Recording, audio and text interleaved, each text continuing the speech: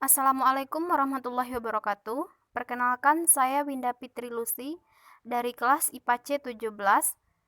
Terima kasih saya ucapkan kepada Bapak Arif Mutakin MPD selaku dosen pengampu mata kuliah Konservasi Sumber Daya Alam. Baiklah, saya akan mempresentasikan mini research saya tentang PAMSIMAS, yaitu penyediaan air minum dan sanitasi berbasis masyarakat di Nagari Padang Gantiang. Selanjutnya latar belakang. Yang pertama itu dari pemerintah, yaitu pemerintah berkomitmen untuk mencapai Millennium Development Goals, yang mana karena menurunnya jumlah penduduk yang belum mempunyai akses air minum dan sanitasi dasar sebesar 50%. Jika ditinjau berdasarkan Undang-Undang Nomor 32 Tahun 2004, yaitu tentang perimbangan keuangan antara pemerintah pusat dan pemerintah daerah, dengan memberikan pelayanan dasar kepada masyarakat di daerahnya masing-masing, termasuk pelayanan air minum dan sanitasi. Selanjutnya yaitu PAMSIMAS. PAMSIMAS merupakan program dan aksi nyata pemerintah pusat dan daerah dengan dukungan Bank Dunia untuk meningkatkan penyediaan air minum sanitasi dan meningkatkan derajat kesehatan masyarakat, terutama dalam menurunkan angka penyakit diare dan penyakit lainnya yang ditularkan melalui air dan lingkungan. Tujuan dari mini research yang pertama yaitu untuk meningkatkan praktik hidup bersih dan sehat di Nagari Padang Gantiang. Yang kedua, mengetahui proses pemurnian air sebelum sampai ke rumah masyarakat Nagari Padang Gantiang. Dan yang ketiga, untuk mengetahui jumlah masyarakat Nagari Padang Gantiang yang menggunakan PAMSIMAS sebagai sumber air bersih untuk kehidupan sehari-hari. Selanjutnya, metode mini research yang digunakan yaitu metode kualitatif, yang mana yang pertama yaitu perencanaan penelitian dengan merumuskan pertanyaan-pertanyaan yang akan diajukan kepada narasumber untuk memperoleh data saat observasi. Selanjutnya dilakukanlah wawancara dengan langkah yang pertama, merumuskan pertanyaan-pertanyaan. Yang kedua, meminta izin observasi kepada pengurus PAMSIMAS. Yang ketiga, itu mengambil data masyarakat Nagari Padang Gantiang. Yang keempat, melakukan observasi atau wawancara. Yang kelima, mengambil data penelitian. Selanjutnya, dilakukanlah pengamatan secara langsung dengan mendatangi atau mengunjungi tempat PAMSIMAS tersebut. Barulah yang terakhir yaitu menganalisis data yang sudah didapatkan waktu observasi.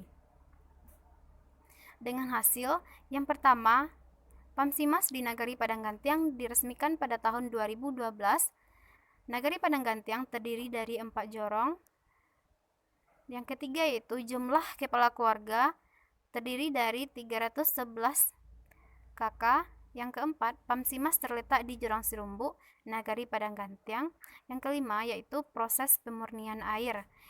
Proses yang pertama yaitu intake building, yang mana sebuah bangunan yang berfungsi sebagai tempat pertama kali air dari sumber masuk. Bangunan ini dilengkapi dengan screen bar yang berfungsi untuk menyaring benda-benda dalam air. Air yang berada di intake building ini selanjutnya masuk ke dalam bak besar yang nantinya akan dipompa ke bangunan selanjutnya.